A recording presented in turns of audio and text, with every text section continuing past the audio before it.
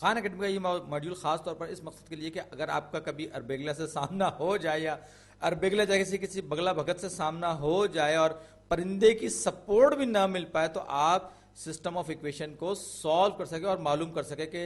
वो कंसिस्टेंट है, इनकंसिस्टेंट है, एक सोल्यूशन है, इन्फिनिट सोल्यूशन है या क्या है। तो अब एक बार फिर मैं जरा याद दहानी के तौर पर आपको बताता चलूं कि अगर मेरे पास एक सिस्टम ऑफ इक्वेशन ऐसा हो, ये एक्स एक्सिस और ये वाई एक्सिस, कि जिसमें दो स्ट्रेट लाइंस, एक स्ट्रेट लाइन ऐसे गुजर रही हो और दूसरी स्ट्रेट लाइन ऐसे गुजर रही हो, तो जाहिर है कि ये दोनों की दोनों सिर्फ एक पॉइंट पर एक दूसरे को इंटरसेक्ट करेंगे, यानी इनका सिर्फ एक सोल्यूशन होगा। तो हम ये कहेंगे कंसिस्टेंट है।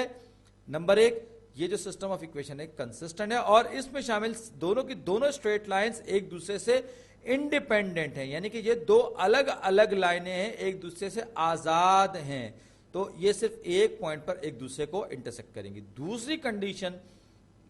जो हो सकती है वो क्या हो सकती है कि मेरे पास ये एक और सिस्टम ऑफ इक्वेशन है, इसमें मेरे पास ये एक स्ट्रेट लाइन है और दूसरी स्ट्रेट लाइन ऐसी हो कि बिल्कुल उसका एक एक पॉइंट इस पहली वाली लाइन के साथ इंटरसेक्ट कर रहा हो, यानी कि इन्फिनिट नंबर ऑफ पॉइंट्स हो, उसमें ओवरलैप कर रहा हो, यानी इसके इन्फिनिट सॉल्यूशंस हो, तो ये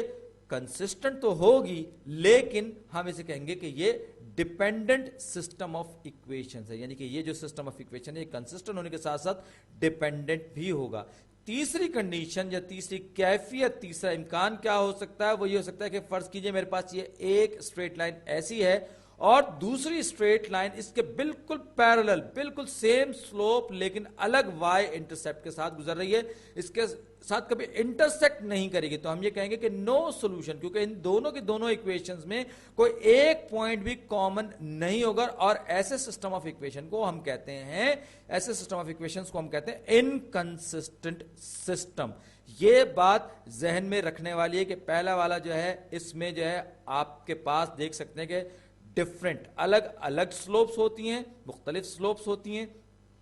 और साथ ही साथ आप देखते हैं वाई इंटरसेप्ट भी अलग अलग होते हैं, लेकिन बाहर डिफरेंट स्लोप होने की वजह से किसी न किसी एक पॉइंट पर टू डायमेंशन में एक दूसरे को इंटरसेक्ट जरूर करेंगी।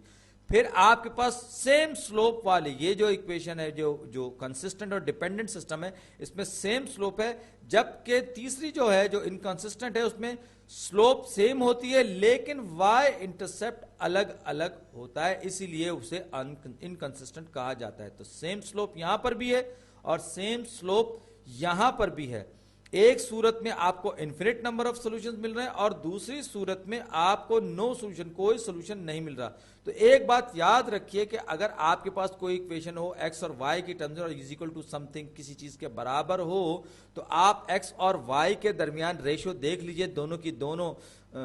इक्वेशंस में अगर वो रेशियो सेम हो एक्स और वाई के दरमियान, तो आप ये कह सकते हैं कि ये जो स्लोप है ये सेम होगी। जैसे कि ये इक्वेशन मैंने आपके सामने ले आया, इसमें आप देख सकते हैं 10x minus 2y is equal to 4 और 10x minus 2y is equal to 16। आप इसमें देख सकते हैं कि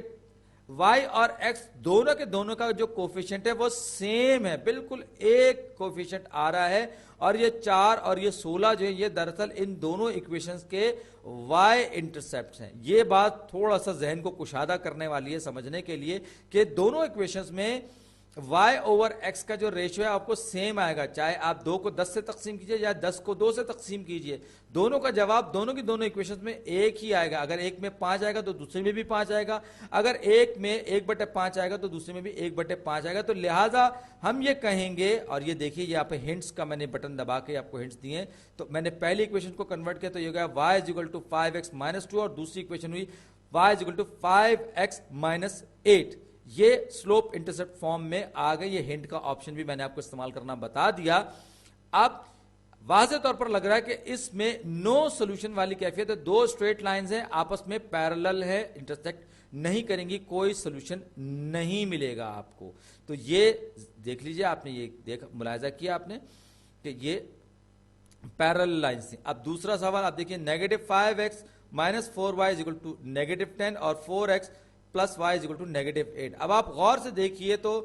आप जब y और x का रेशियो निकालेंगे तो आपको बहुत वाज़े तौर पर नजर आ रहा है कि ये रेशियो अलग अलग है, यानी कि x का कोफिशिएंट इत्तेफाक से यहां पर दोनों में y का जो कोफिशिएंट है वो 1 है, तो आप ये कह सकते हैं कि x का जो कोफिशिएंट है एक में -5 और दूसरी में 4 है, तो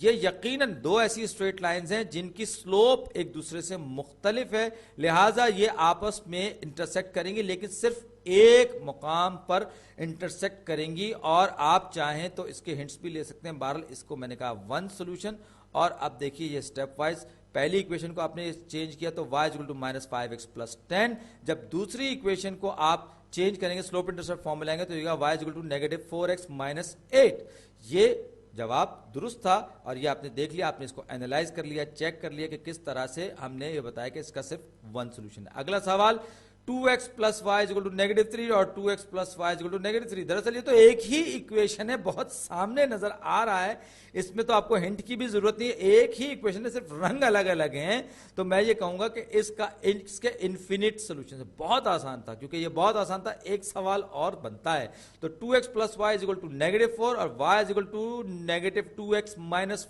4। अब अगर आप देखें ऊपर वाला जो 2x plus Y equal to -4, इसमें आप y को लेफ्ट हैंड साइड पे रखें और x को दूसरी तरफ लेकर जाए तो ये -2x माइनस 4 हो जाएगा, जो कि नीचे वाली equation y equal to -2x minus 4 के बिल्कुल इक्विवेलेंट है। लिहाजा हम ये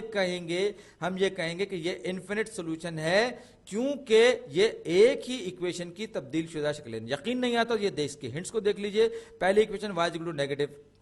टू -2x माइनस 4 और दूसरी भी y equal to -2x minus 4।